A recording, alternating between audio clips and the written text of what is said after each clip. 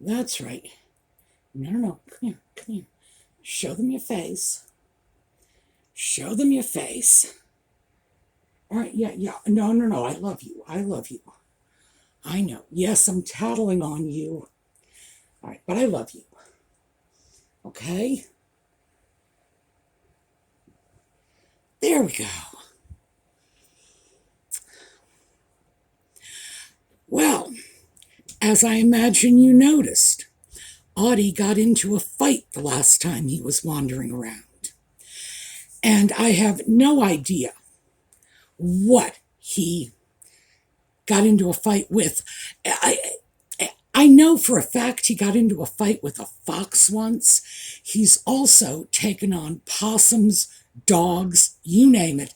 He's not really clear about the fact that he is a little cat. He thinks he is, like a fierce panther and they should all be on the lookout. But can you see that missing patch of fur? That's the result of a fight. And he has lost a great many of his outdoor privileges as a result of this. But also, he needs some reassurance. Yeah, because you got your butt kicked, didn't you? I hate when that happens. Mwah. So, welcome back to Just Chattin'. And this is the series of videos we do on Thursday and Sunday evenings just for our own entertainment.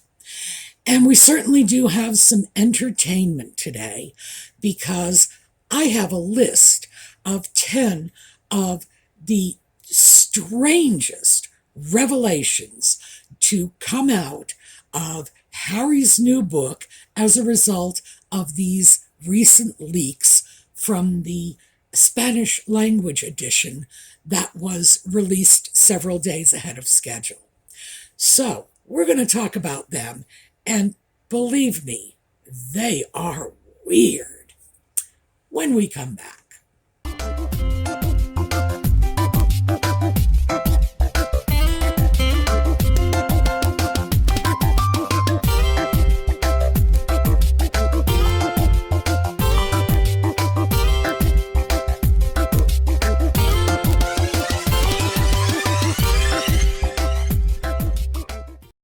So I decided I would let the sock puppet come out and keep me company because this is real sock puppet stuff. This is just craziness.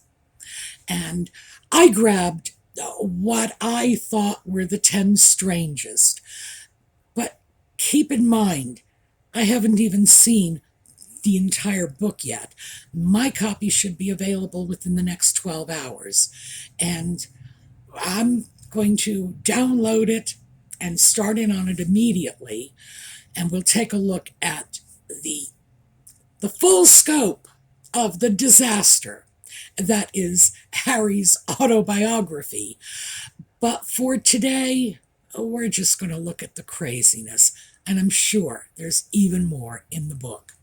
So let's start with Diana, because everything in Harry's life starts and ends with Diana.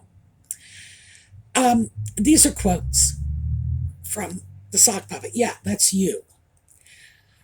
Why weren't the paparazzi in jail? Who sent them? Why weren't those people in jail?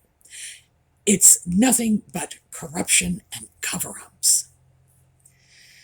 Yeah, apparently it's not an exaggeration to say that he believes there was a massive conspiracy to murder his mother. He completely denies any possibility that it was nothing more than an unfortunate accident, which in fact it was. The problem with Harry on this issue is, at first, let me backtrack. At first, I thought it was just, he's an idiot and he hasn't matured past the stage where you think somebody has to be responsible for everything. Yeah, I know. I freely admitted that when I was a child and I lost my father in a traffic accident, same way Diana went, I wanted to blame someone, and I was pretty angry that I couldn't find anyone to blame. But then time passes, you think about it, you pull out of that infantile grief, and you say, look, people die in car accidents every day of the week. It's sad, but there's no conspiracy. It's just an accident. That's not happening for this nitwit.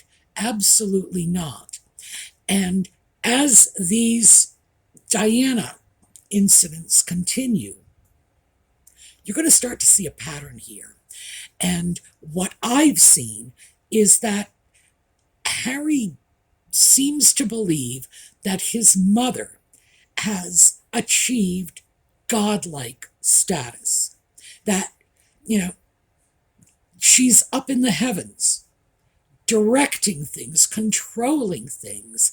He has a vision of his mother that is nothing short of magical and very bizarre for a man his age. But yeah, he wants the paparazzi to be jailed. Apparently, he wants the newspapers and magazines they work for, the editors and owners and publishers, he wants them to be jailed too. Harry wants blood for the unfortunate death of his mother because he is incapable of accepting the fact that she died in a drunk driving accident. Drunk driver, speeding car, no seatbelts.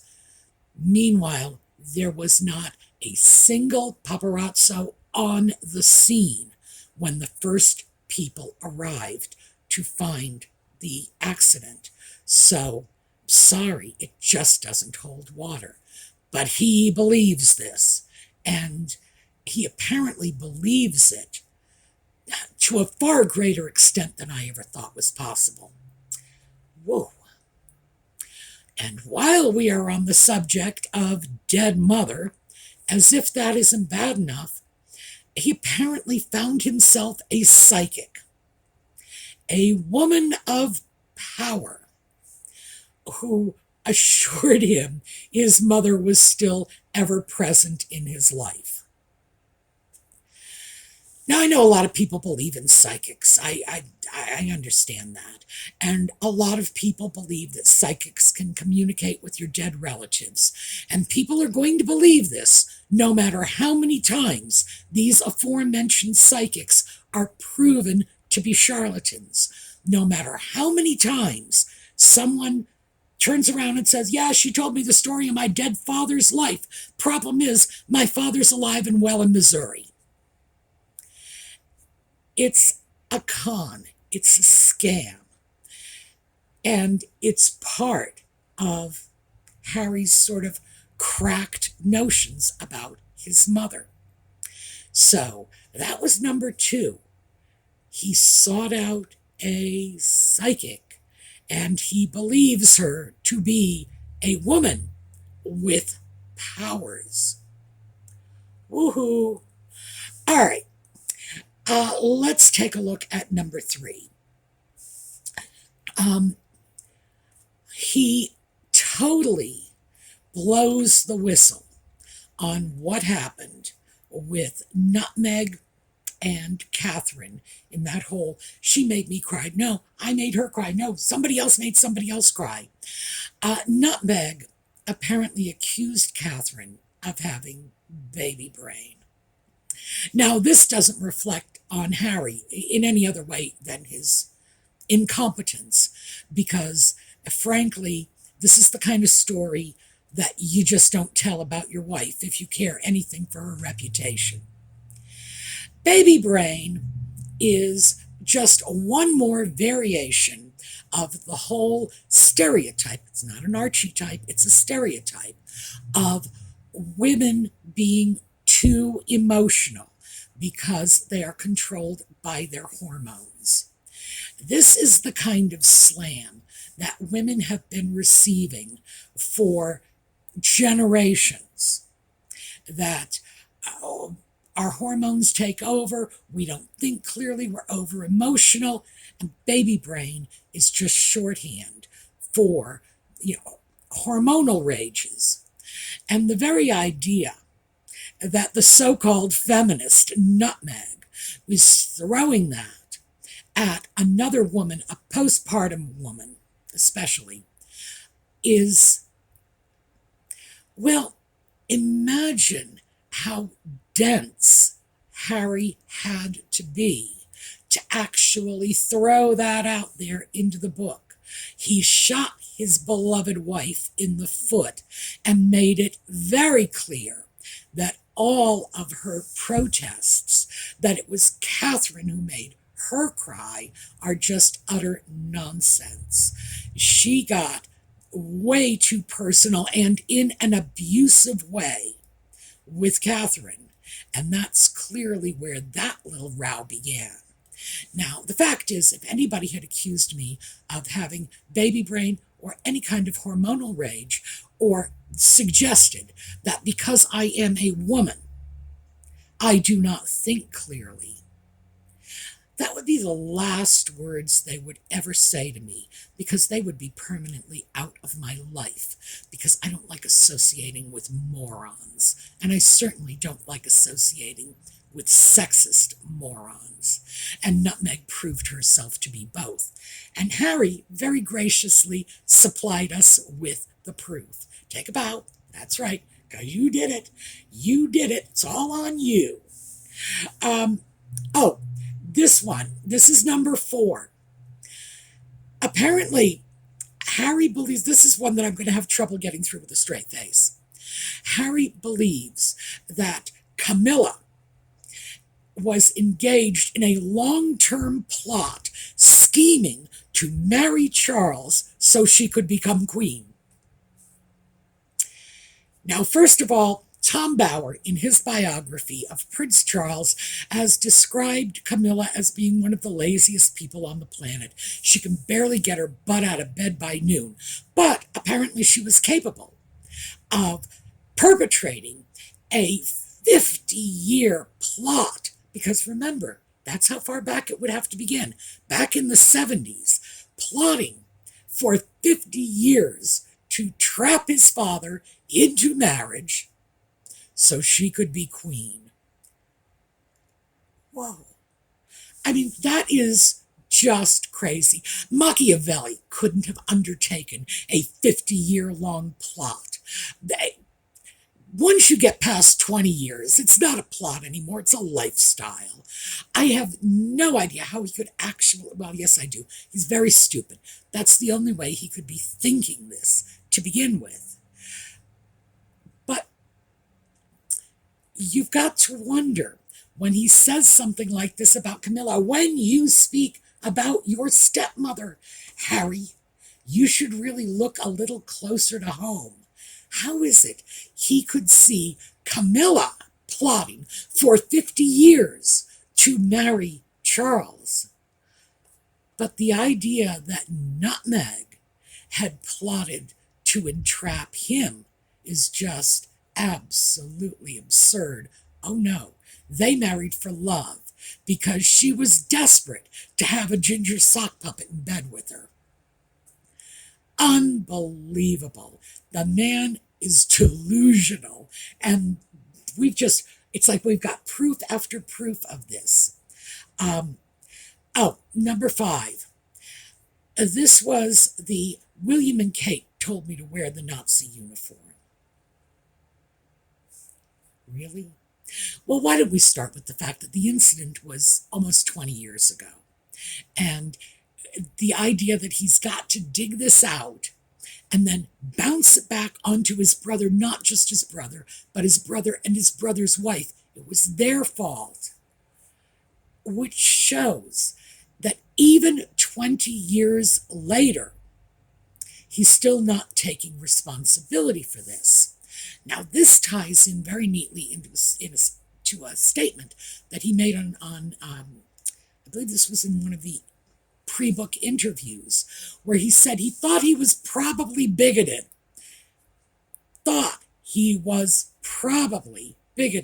Before his relationship with Nutmeg. But now he's not anymore. Well, we start tying all this in together. Who was it that was whispering in Harry's ear when he was throwing around racial slurs against people from the Middle East, when he was throwing around slurs, defaming people with alternate sexual orientations. Really? He needed somebody to tell him to wear the Nazi uniform? No, I don't think so. That was always in him. And how could you say you were probably bigoted when you are on record making racial and homophobic slurs? Probably. No, definitely. And what makes you think you've changed? It's like, oh, you went to bed with a person of another race, and that means you're not a bigot anymore.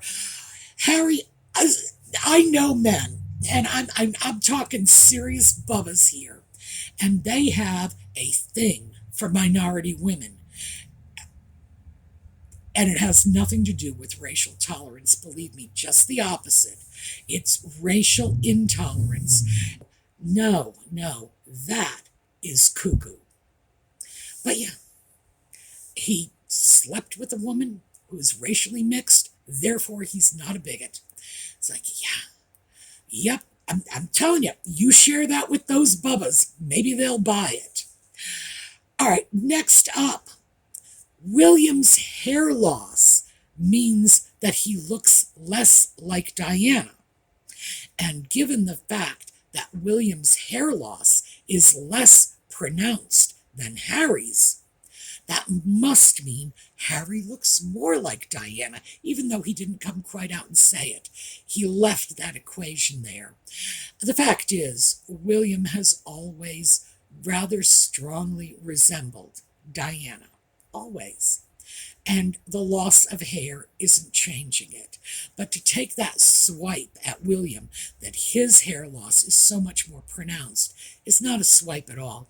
You know what it says, Harry? It says William's enough of a man to be at one with the fact that he's losing his hair, whereas you are having your bald spot airbrushed out, and rumor has it you are getting hair plugs. Ooh. Yes, I wonder which one of you that makes look bad. All right, next up. Oh my, yes. 7 and 8. They're related. We are going to talk about Harry Schmeckle. And the reason we are going to talk about it is because he spent a great deal of time talking about it in this book. Okay, so he calls it his todger because he is a man almost 40 and apparently cannot bear to say the word penis. Now, I'm going to go back over to Schmeckle, by the way, because we do have children who watch this video, and I don't want to get myself in trouble with the parents or the grandparents. So, yeah, I know. I'm in deep trouble if your kids speak Yiddish. Okay, so first of all, we know the Schmeckle's been circumcised. Why? Because Harry told us. Well, why did he tell us? Because he knows. We are all sitting on the edge of our chairs, asking ourselves, has Harry been circumcised? That's like the number one question on everybody's lips. What on earth makes them think anybody cares? Nevertheless, the circumcised Schmeckle was frostbitten. Again, we're in the realm of way too much information. Like, seriously, we didn't need to know that. Okay. I read Val Kilmer's autobiography, and it has been described by some as 300 pages of all the women Val Kilmer slept with, right? That's pretty much how the book has been described. And I will tell you, I know a great deal more about Harry's business than I know about Val Kilmer's business. And ask yourself, between the two, whose business would you find more interesting? All right, now we go on to 8, which is kind of 7 part 2. And he gives us the detail. You gave us the details, you know that, of his first sexual encounter. Now remember, we're trying to channel Diana, but instead of channeling Diana, apparently we channeled Diana's step-grandmother because it reads like something out of a Barbara Cartland novel, uh, and a bunch of wishful thinking. So, apparently, he was shown the ropes by an older woman who treated him, quote, like a young stallion. He's certainly got a high opinion of himself, doesn't he? And it was public, out in the open, behind a bar. I don't know what to say about that, except that in my day, anyone who had sex out in the open, behind a bar, was considered, well, if you were a woman, you were considered a tramp. If you were a man, you were someone no decent woman would ever go near. Just that simple.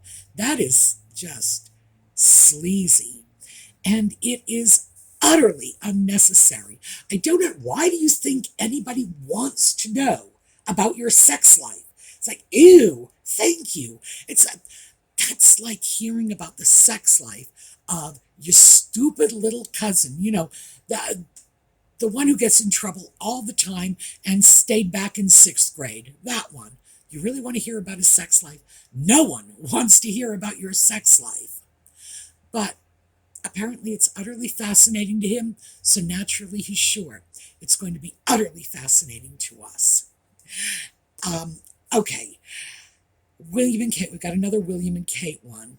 And this one is just so fantastical. And this is that William and Kate were big fans of Suits. So, yes, they were Meghan Markle fans long before Harry ever started dating her. Seriously? Well, we need to start with the fact that Suits, for its entire run, never once, not one time, made it into the top 30 shows in the US. Never. So why in the world would William and Kate have ever even heard of it? It was an obscure cable TV show. The ratings were pretty good for a cable TV show, but it's cable TV, not major network, so there's no real money behind it. Why would they have ever even heard of it? And if they had heard of it, why would they be interested in it? It was an utterly ridiculous show.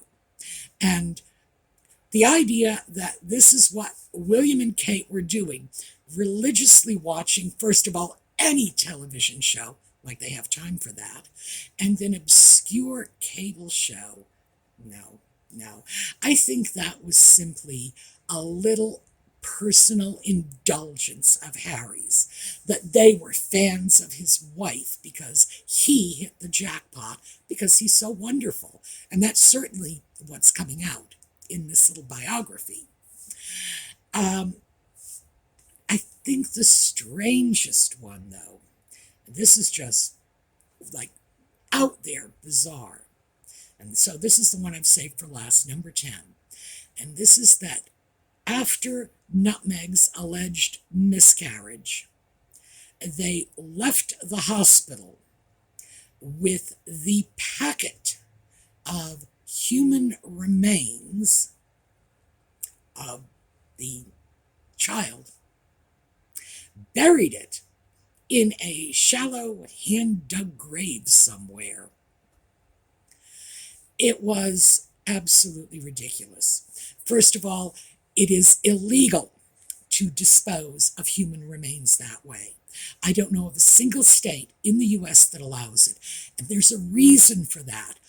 And that is because human remains can be dangerous.